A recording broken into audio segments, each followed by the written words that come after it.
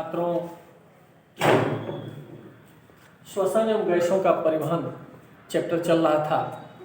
इसमें मैंने चर्चा किया था कि जंतु में विभिन्न प्रकार के जो जंतु हैं उनमें किस प्रकार के श्वसन अंग पाए जाते हैं। आज हम देखेंगे मानव में श्वसन तंत्र। मानव में श्वसन तंत्र में आप देखते हैं कि सबसे आगे की तरफ एक नेजल पोर होता है, नाक होती है, नाक के आगे दो छिद्र होते हैं। उन दोनों छिद्रों से होते हुए आगे एक पैसेज होता है, रास्ता होता है जिसको नेजल पैसेज कहते हैं, नासा मार्ग कहते हैं।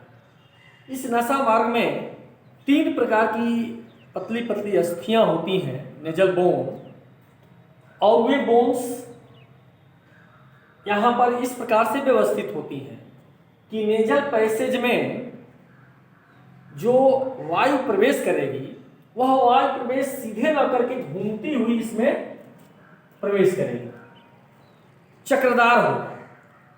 और इस जो अस्थियां होती हैं इसके ऊपर पतली म्यूकस की लगी झिल्ली होती है।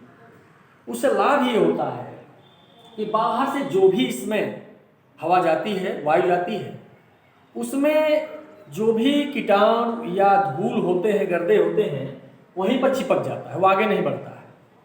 दूसरा लाभ ये होता है कि एयर कंडीशन का काम करता है। बाहर यदि गर्मी है तो गर्म हवा जाएगी तो यहाँ पर शरीर के जो टेम्परेचर है उस पर हो जाएगी।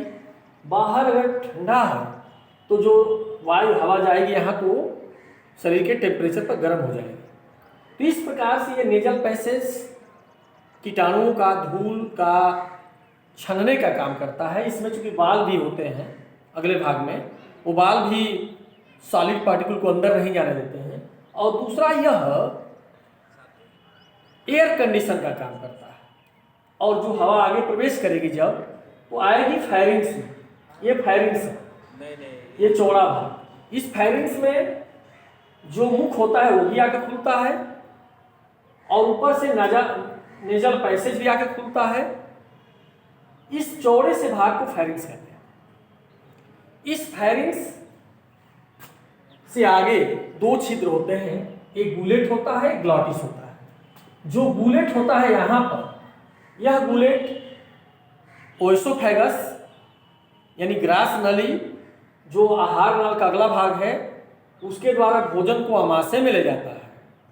जबकि जो ग्लॉटिस होता है, इस ग्लॉटिस के द्वारा जो हवा नाक से होते हुए, नेजल पैसेज से होते हुए आती है, वह इस ग्लॉटिस के द्वारा ट्रेकिया, श्वास नली, ट्रेकिया से होते हुए आगे बढ़ती है। और जब आगे आती है ये, तो ये ट्रेकिया जो होती है उसको आगे ले जाती है। इस ट्रेकिया के ऊपर एक कार्टिलेज का बना ढक्कन व संरचना होता है जिसको हम इपिग्लॉटिस कहते हैं। यह इपिग्लॉटिस कार्टिलेज का बना है और इस ग्लॉटिस के ऊपर ढक्कन का काम करता है। जब हम भोजन को निगलते हैं तो यह श्वास नली के ऊपर चिपक जाता है और भोजन को ट्रेकिया में नहीं आने देता है।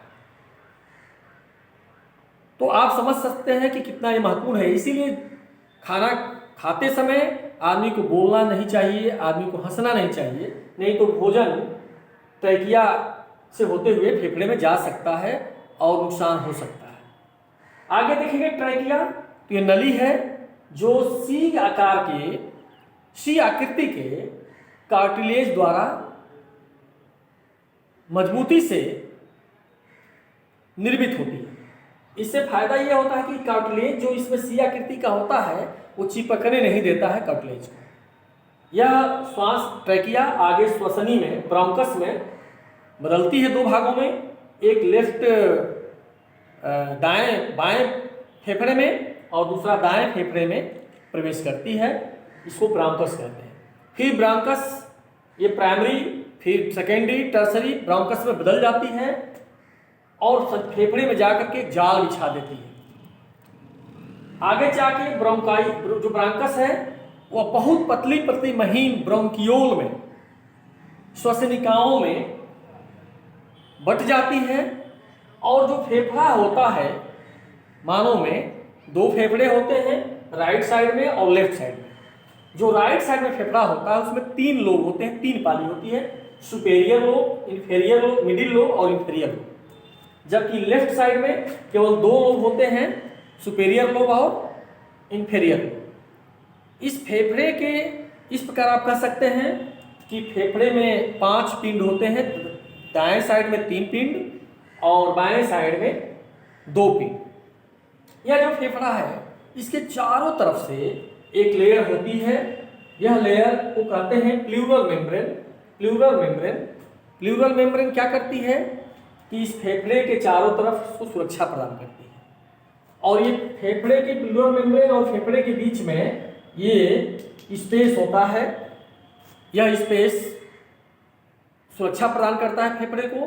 कभी कभी इसी में इन्फेक्शन के कारण पानी भर जाता है तो प्लूरेसी हो जाता है और फेफड़े पर दबाव पड़ता है, फेफड़ा फूल नहीं पाता है तो दिक्कत होती है। आगे चल के आप देखेंगे कि जो फेफड़े हैं, प्रत्येक फेफड़े में लाखों, 1 करोड़, प्रत्येक फेफड़े में 1 करोड़ से अधिक छोटे छोटे लोब होते हैं, कुपिकाएं कहते हैं इसको, एल्वियोलाई कहते हैं। एल्वियोलाई इसको, ये जो छोटे छोटे इसमें खाने हैं इनको कहते हैं एल्वियोलाई। ये एल्वियोलाई प्रत्येक फेफड़े में करीब करीब 1 करोड़ होता है, लगभग 1 करोड़ होता है। इन एल्वियोलाई की संरचना ऐसी होती है कि जब बाहर से जब हवा आती है, ऑक्सीजन, कार्बन डाइऑक्साइड, तो इस एल्वियोलाई की बनावट, इसकी जो लेयर होती है बहुत पतली होती है। और जब यहाँ से गैसें आती हैं बाहर से इसमें भरती हैं तो इसके चारों तरफ रक्त नलियाँ होती हैं और इन रक्त नलियों से ऑक्सीजन इसमें आता है और इस बाहर से जो कार्बन डाइऑक्साइड आता है, चूंकि कार्बन डाइऑक्साइड ऑक्सीजन बाहर से जो आता है उसमें ऑक्सीजन ज़्यादा रहता है, तो ऑक्सीजन एल्वियोलाई से रक्त में आता है और रक्त में जो कार्बन डाइऑक्साइड ज़्यादा होता है तो कार्बन डाइऑक्साइड एल्वियोलाई में आता है और ये एल्वियोलाई से बाहर CO2 निकल जाता है और श्वसन मार्ग से होते हुए बाहर निकलता है बहिश्वसन में, एक्सपायरेशन में।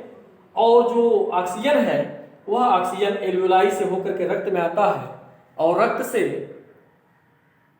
हीमोग्लोबिन के द्वारा पूरे शरीर में फैलाया जाता है।